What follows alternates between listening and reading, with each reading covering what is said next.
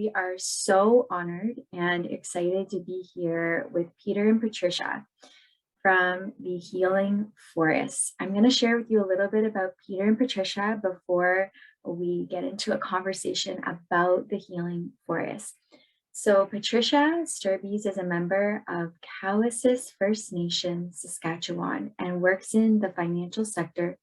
She was born and raised in Ontario, and she holds a Master of Laws degrees from the University of Ottawa and has worked with Indigenous communities, industry, and government on a broad range of issues. Her goal is to foster positive relationships between Indigenous and non-Indigenous communities that can lead to lasting gains for Canada. And Peter was an exploration geologist for the federal government and later with the Canadian International Development Agency, contributing to programs that allowed the development community to better work with Indigenous peoples to create more effective impact assessments and poverty reduction programs around the world. We are so honored to be with these two brilliant hearts and minds today to be talking about their initiative, the Healing Forest, which you can learn more about. And we are so excited to have you here with us today. So welcome, Peter and Patricia. Thank you. Thank you. Great to be here.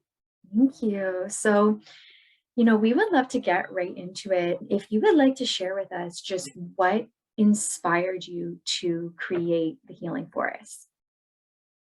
So perhaps, Peter, you want to start it off because Sure. The concept is really quite simple, and we came together with this concept in 2015 when Patricia and I were on a healing walk together with the release of the Truth and Reconciliation report.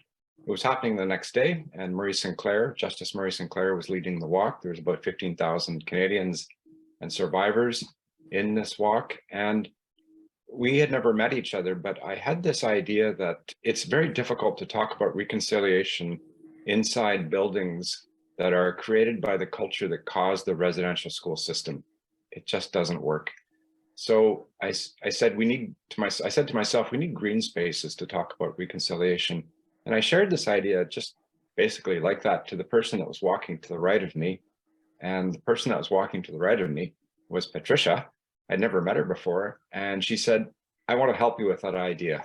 And so we've been working together for the last almost 8 years now in developing this concept across the country. And so there's 13 healing forests now, with 16 more being planned by communities. So we like to think that we are, as partners on this project, on the National Healing Forest Initiative, are reconciliation in action. So reconciliation, Peter, as I think sometimes you refer to yourself as a settler, and myself as a First Nation woman from Cowessess First Nation. And so I really, find that as kind of the foundation of all the things that we do and the way that we approach this initiative. And that's the model of this is so it's at the core of what Murray Sinclair and other First Nation leaders, Métis and Inuit leaders say around the country. That is, if you're going to do reconciliation, you've got to do it in partnership with the cultures that have to live together to sort this out. So at the core of the National Healing is Patricia and me, First Nation woman, settler man, and all the healing forests that are being developed across the country represent that model where the non-Indigenous community is working very closely with the Indigenous community in developing these spaces. So it is reconciliation in action. Yes, and I just love the reconciliation. This is extremely powerful and something that I feel many people do want to participate in and partake in. And sometimes people may not even know where to start or where to begin. What would you recommend for someone who is interested in learning and who is interested in taking action, but just may not know where to start in their community? Yeah, one of the first things that I recommend is for people to take a look at the map. Take a look at the map, find out which Indigenous communities are nearby. Are they First Nation, Métis, Inuit? Read a little bit about their history. And once you have an understanding of that, because we are, under this truth and reconciliation. So it's really important to understand the truth of Canada's history with Indigenous peoples. And once that's better understood, I think then, if it's an individual who's not Indigenous, it's to then reach out to the Indigenous community and say, we've read about this idea, we've heard about this idea, we believe that it's something that we'd like to create and partner on with you. And so you need to have that equal input to be able to work toward reconciliation and a better understanding of each other. And to add to that, what Patricia said is so true, and what we're finding in development of the 13 healing forests so far, and in conversations with the other 16 communities that are developing the healing forests, is that the reconciliation starts as soon as those conversations begin. Because the development of the healing forest is actually a byproduct of perhaps maybe a year, or maybe sometimes 2 years of relationship building and building trust between the two cultures, and then deciding to work together on a shared vision on how this healing forest space is going to happen. It's not as simple as just saying, well, there's a nice park and we're going to plant a tree and a sign and say, there, that's reconciliation. It doesn't work that way. The reconciliation starts with the conversations and getting to know each other, getting to know the truth, as Patricia said, getting to know some of the hurts. These can be very emotional conversations and triggering for some people, but that's part of the process. That's part of the truth telling. And that's part of the relationship building. Yeah, it's that truth and understanding that is the foundation of creating a healing forest. And that's something that we, both promote when anyone reaches out to us asking, what do we do? So Yeah. Ideas to get them started. And getting to understand what a relationship means from an Indigenous perspective is quite, it's been very, very, I guess, important for me as a settler person, in that the Western view of relationship, I'm European descent, is sometimes mostly transactional. Like, I'm going to form a relationship with you because I want to get something from you, right? A contract or a car or, a date or something, I don't know, but it's transactional. And a view of a relationship in First Nations is completely different. It is grounded in being bonded together so that you have a shared view of how you can help each other realize your respective goals. And it's a lifelong commitment to each other. And it's also a relationship to the land. We forget that that's the most important thing. And one of the elders said to us that anybody who's doing anything to preserve and protect the land is taking the first step towards reconciliation. So these healing forests have many, many facets to them. That's not just putting a plaque on a rock and saying, there, we've got a healing forest. They are community building exercises, they're truth-telling exercises, they're ways of finding your own blind spots as a Canadian in your own views towards Indigenous peoples. So they're quite transformational for both cultures. Yeah, even in just everything that you've shared, it is in many ways like almost a roadmap of sorts, in terms of like very clearly answering that question, like, how do we go deeper? How do we take action?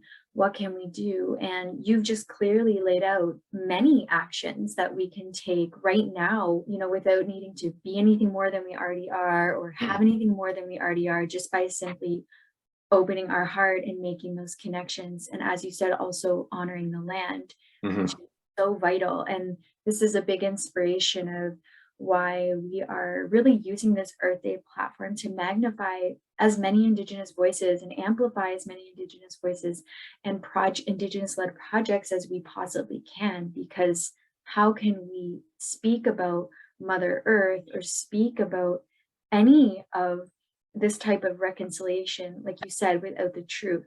which is the foundation for that. And it's interesting because as you were saying trust, I was seeing the word truth.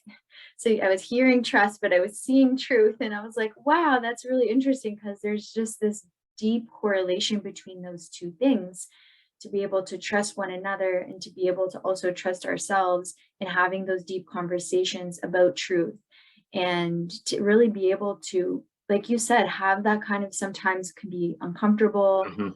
or emotional. Some people use the word triggering, like whatever that might be. These are the things that we need to learn. And even just you sharing as a settler, right? As a settler, like that mindset in and of itself is something that everyone watching can begin to examine and look at, in terms of our own heritage and our own culture, and where our family lineage comes from, and how that is connected to the lands which we Mhm. are standing on, and maybe other lands that that is connected to, and places that we can start and where we can begin. One of the things that really inspired me by what you are creating is the bridge, right? The bridge that you are foraging between Indigenous and non-Indigenous peoples. And how do we really mend and nurture and cultivate and create that bridge? Just curious if you want to expand a little bit on that, if you have anything more to share about, even like the vision that you have for that, maybe in the present moment, but also moving forward. Well, that nothing happens without relationship in our lives. And that's just a fact, that you've got to have relationships with people and the land to move forward in your own life. And we have broken a lot of relationships through the residential school legacy. We have eroded a lot of the trust between First Nations people and non-First Nations people. So for, a settler person like myself to approach a First Nation person and say, I would like to do something with you that could be reconciliation, I think it might help you. Well, that kind of conversation can be very difficult, because First Nations people have been helped, in quotes, by white people for 500 years, and it hasn't worked out that well.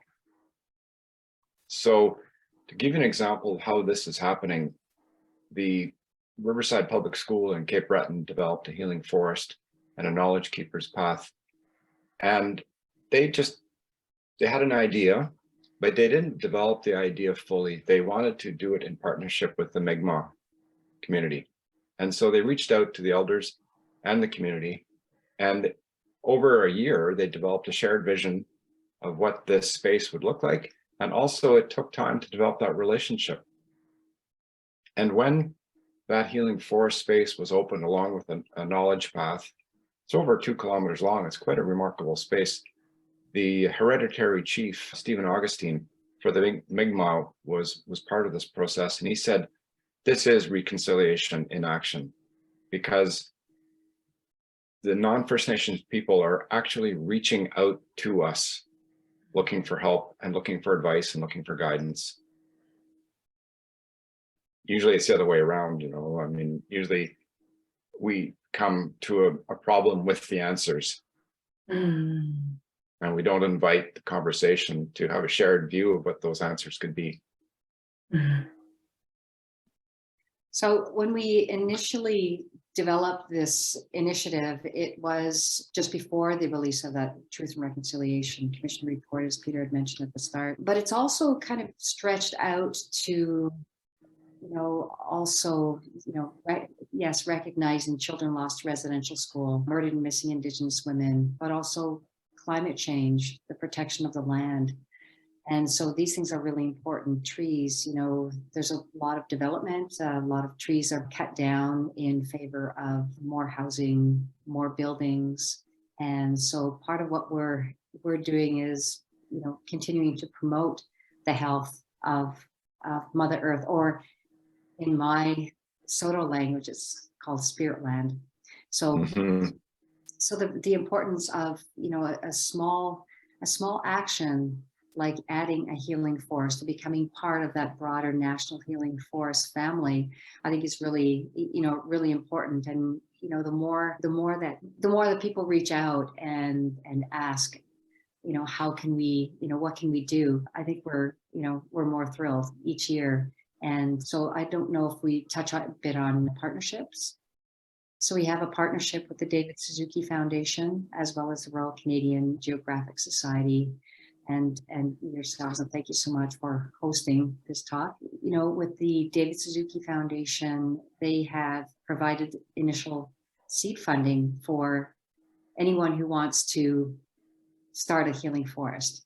And so, you know, Peter and I are lucky enough to now share that information with anyone who's interested in, you know, in starting their own healing forest. So it's just, you know, a little bit of seed money to get them started, and then they can reach out to, you know, municipalities or, you know, other sources of funding that they might find themselves. So it's been a really interesting journey, and so happy to go from, you know, 13, 14 to 16 additional ones that, you know, received some funding at the end of last year.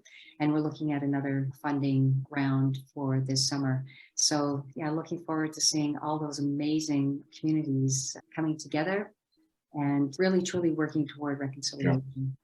The thing to remember too is for people watching this, and thank you for joining this. This is great for you to show some interest in this, and so we can share the message. And is that Patricia and I are not an NGO. If you were to come to Ottawa, there's no office, there's no National Healing Forest office, there's no bank account, there's no board of directors, there's nothing like that.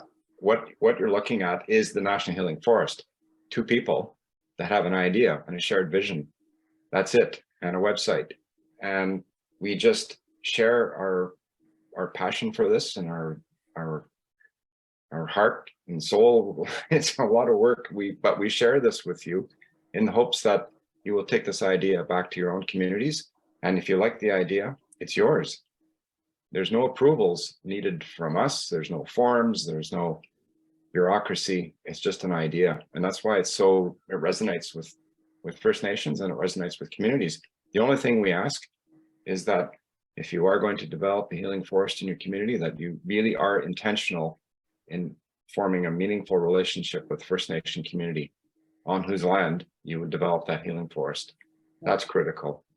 Yeah, I think the fact that it is so organic, that we don't in any way, you know, command that people have a certain structure. It's really allowed for so many creative healing forests so far. They're each so very different. You could have a landscape architect come in and help you design it, and, you know, place the elements that you're interested in into your design. It could be, you know, a community like Perth was one of the first healing forests at Perth, Ontario, and theirs was very, you know, they had a vision, they had a park, they had some space, and they came together, you know, Indigenous elders and individuals from the community, and they created a space. And at first, you know, they've got some beautiful trees in that park, but at first, you know, it was just a sign with, you know, the signage was there, just designated a healing forest. And now they've expanded that, adding bench areas, adding kind of a fire space as well during ceremonies that they would hold, you know, throughout the year. And so, you know, Winnipeg has a very landscaped space within St. John's Park in Winnipeg. It's beautiful, Riverside Park. So there's schools that can start their own healing forest as well. And this is a wonderful way for kids to learn about the history of Indigenous peoples.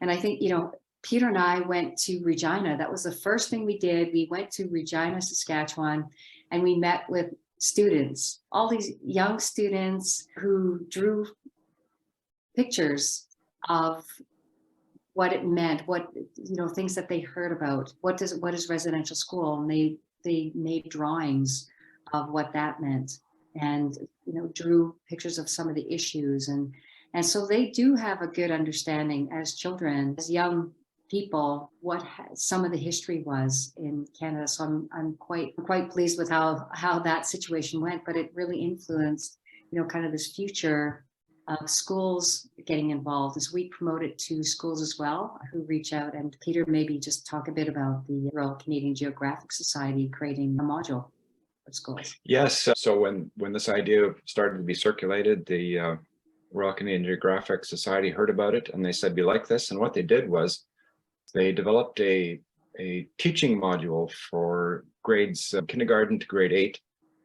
And it's a 2-page curriculum that uses the healing forest as a basis for teaching about reconciliation. So it's a learning guide for teachers that they can use for their public school students. And that's on our website, and it's on the Canadian Geographic website, Society's website. It's available for any teacher community to use. So we're very, very grateful for that. And I think to also remember about the healing forest is that we know, starting to understand, that a forest can only be healthy and vibrant when it develops relationships with the other plants and fungus in the ground. And it's a very circular kind of environment that allows a forest to grow. And that's the model of the people that are developing healing forests. We are developing networks of people across the country who are working on reconciliation together and creating a more healthy way of approaching reconciliation, making healthier communities in the same way that trees become healthy when they're connected to a network. So it's people helping trees and trees helping people. And as we say, you know, it's in the nature of a forest to heal. People always feel better when they're outside, and to have these challenging conversations about reconciliation in a forest or a green space is just so much more, I would say, well, it's healing compared to having a difficult conversation like that inside a building with fluorescent lights. Yeah, I think doesn't work. Yeah, I want to touch on one thing, is having the difficult conversations. I felt, and I think a lot of folks, that, you know, once there were those announcements that of the unmarked graves, like first in BC with Kamloops, and then the second announcement came from Cowes First Nation, which is my first, talking about unmarked graves. And that seemed to really spark something in people, like it enlivened them to the history of Canada. It's that dark past around residential schools. So when you find a grave site where there are potentially children buried there, that ignited something in Canadians where they really felt and that started to understand the wrongs that have been done through the residential school process, as well as general policies like the Indian Act that were developed to, legislate Indigenous peoples' lives from birth till death. And so this, the National Healing Force Initiative is really important to me, in that it helps to bring Canadians together. It helps, all Canadians to better understand the history of Indigenous peoples, but then in doing so, reaching out to their Indigenous neighbors, and Indigenous neighbors can do the same. And, Indigenous folks can reach out to municipalities and create a healing forest in that kind of joint partnership, which I think would be fantastic. It's mostly been done the other way, where individuals from communities will reach out to First Nation and Inuit communities. And so I think this is such a wonderful opportunity for, all people to come together across Canada in a way that they're building something positive. They're learning while doing, and, we always say, just being in nature it's a much better place to heal and to have those very difficult conversations. And I think too is that Canada, I love this country and it's a great country, but it's got some dark history, and we're talking about that now. And I don't feel that Canada is going to be seen as a mature, complete nation until we really do fully understand this nature of reconciliation and work on it. It's not going to happen overnight. It's going to take generations. And we like to think that the healing forest is one small contribution to making Canada, Turtle Island, a better place for everybody to live. Yeah, I think that with reconciliation, it's up to each one of us, each individual across this country, now called Canada. And, I have worked in a number of corporations and businesses, and I really would like to promote this to companies to really get your reconciliation actions in order and really start to recognize that there's a responsibility, on the part of leadership to give your employees an opportunity to learn about Canada's history with Indigenous peoples, to learn about this, both the dark side and the amazing industriousness of Indigenous peoples, and the true history of the strengths of Indigenous peoples, prior to the arrival of the English and the French settlers. Because it's such an amazing history, all of the governance structures, the real business structures that were in place in trade, etc. There's some of that real wonderful positive history. And that's where we are now, right? We're in the new Renaissance, the Indigenous Renaissance of building ourselves up again. And so this is an exciting time, to be part of this reconciliation period, I guess, and really learning more about who we are as a country and what more we can be when we all come together. And I've heard from some First Nation colleagues that this work, it represents the Council of the Eighth Fire. And the Council of the Eighth Fire, from my limited knowledge, is when both cultures come together to heal each other because of the kind of mess we're in on the environmental side, social side, and so on. That this is part of the Council of the Eighth Fire. And it's also called, when you're doing a healing forest or involved in reconciliation, you're on the red road. It's a road of healing. And we need healing all the time. Yeah. Spirit land, Mother Earth needs healing. I think just kind of expanding on that one point that you made with a reference to healing and the land and Mother Earth and climate change. I love how Indigenous people are taking, a lead role in climate health. I guess just recognizing that we need, as Indigenous people, to take that role and really push it, because there's a lot of developments. There's a lot of things that are being done to change the earth. I'm not against mining or forestry or anything like that. I think that we need all of these things. Otherwise, we're not driving cars. We're not wearing earrings or having eyelets in our shoes or wearing glasses in some cases.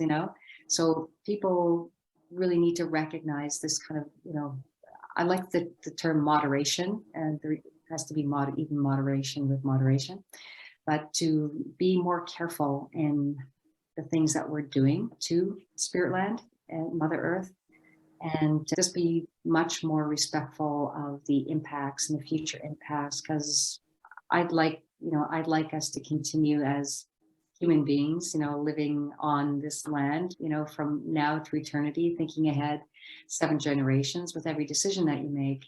And so the decision you make today has that impact. And so don't think for a minute that what you do today has no impact on anything. It does.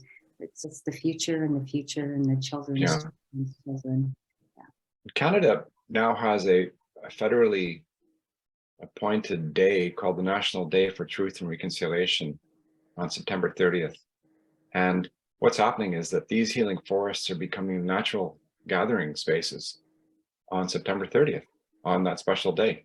So each community, if they wish, can have ceremony and however they wish to honor reconciliation and the residential school survivors and the victims of those dark times. The communities and the First Nations come together to create an event on that day, on that space, on a healing forest space.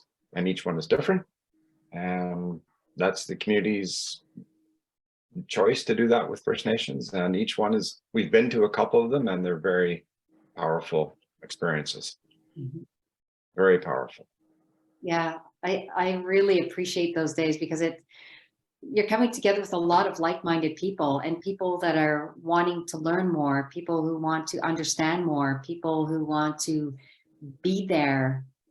And that is fantastic. The same as, when Peter and I get to read, short paragraphs of descriptions of new and upcoming healing force. It's so exciting, isn't it, Peter? It's just so exciting to see the impact. There's good people out there. Oh Yeah. my gosh. It's great. All you hear is bad news, when you turn on the TV or listen to your media streams, and it's nothing but bad news. And then you read these descriptions of who's involved in healing force. Oh my gosh, I want to meet these people. These sound like really good people.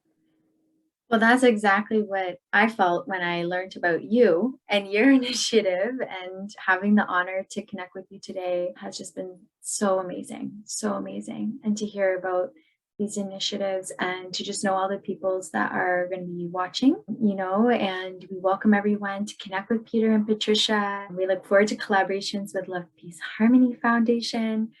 And we really encourage everyone to really take action. No matter really where you are in the world, because this is a very global community. We're going to be having people watching from all over the world. And really, wherever you are on Indigenous land, and you will have connections in those places. And this is something that can even span beyond Canada. Mm-hmm. This idea, this can be replicable wherever you are. So use this as inspiration to take action where you are, and learn, educate, open our hearts as we do this together. And any final words from Peter, Patricia, before we close today? Wow. Just to say thank you very much, Alexia, and to the Love and Peace and Harmony Foundation for this opportunity. We're grateful. Thank you. Yes, thank you so much. And looking forward to hearing from anyone out there who's going to be listening to this. We are open and ready to respond to any questions you may have. Yeah, thank you so much again, Alexia, and really appreciate sharing our story here today. Awesome. Thank you.